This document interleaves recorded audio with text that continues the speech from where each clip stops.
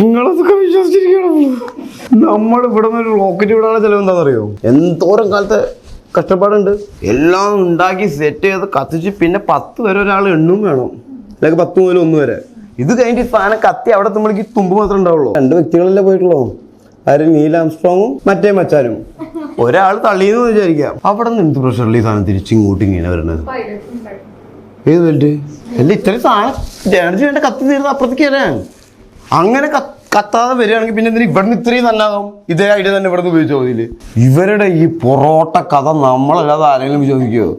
നമ്മൾ ഇവിടുന്ന് പെണ്ണിന്റെ വീട്ടിലേക്ക് പോയ അമ്മാവനാണ് പെണ്ണിന്റെ വീട്ടിൽ ആദ്യം കാലുകുത്തിയെന്ന് പറയുമോ? എല്ലാവരും എത്തിയെന്നല്ലേ പറയുള്ളൂ. 2 പേരോട് ചന്ദ്രനോട്ട് ആദ്യം നീലാംസ്ട്രോങ് കാലുകുത്തി എന്ന് പറയോ? ആ കഥ എന്തുകൊണ്ടാണ് നമ്മൾ വിശ്വസിച്ചത്? നീലാംസ്ട്രോങ് ആദ്യം കാലുകുത്തി, മറ്റേ ബാത്റൂം പോയിക്കായിരുന്നു. എന്തൊരു ബ്ലണ്ടർ കഥയാണ്.